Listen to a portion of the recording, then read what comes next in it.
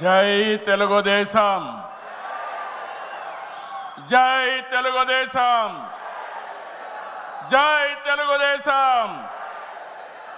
జోహార్ ఎన్టీఆర్, జోహార్ ఎన్టీఆర్, జోహార్ ఎన్టీఆర్. వేదిక పైన, వేదిక ముందర ఆసీనులైనటువంటి నాకు ప్రాణ సమానమైనటువంటి తెలుగుదేశం పార్టీ కుటుంబ సభ్యులందరికీ స్వాగతం, సుస్వాగతం. పత్రికా విలేకరులకి మనస్ఫూర్తిగా స్వాగతం. దేశంలో అనేక రాజకీయ పార్టీలు ఉన్నాయి, కానీ మహానాడుల వేలాది మంది ప్రతినిధులతో మంచి చెడులు, విధానాలు, ఆలోచనలు చర్చించుకునే ఏకైక పార్టీ తెలుగుదేశం. ప్రతిపక్షంలో ఉన్న, అధికారంలో ఉన్న మహానాడు అంటే అదే జోరు, అదే హోరు.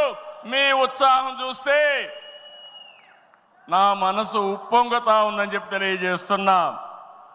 రాయలసీమలో మహానాడు అంటే తిరుపతిగా ఉండేది. ఇప్పుడు తొలిసారి దేవుని కడపలో, అది కూడా కూటమి ప్రభుత్వం ఏర్పాటైన తర్వాత తొలి మహానాడు కడపలో ఏర్పాటు చేసుకుంటున్నాం.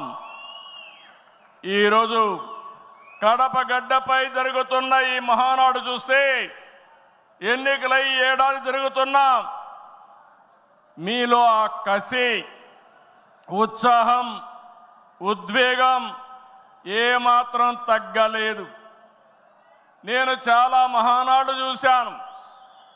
దగ్గర మనం చూస్తే 34 మహానాడులు మనం జరుపుకున్నాం. 2 మహానాడులు డిజిటల్గా జరిగాయి. అయితే ఈసారి కడపలో, దేవుని గడపలో జరిగే మహానాడు ఒక చరిత్ర సృష్టించబోతుంది. సువర్ణాక్షరాలతో ఆంధ్రదేశ రాష్ట్ర ఆర్థిక పరిస్థితి ఒక దశ దిశ నిర్దేశం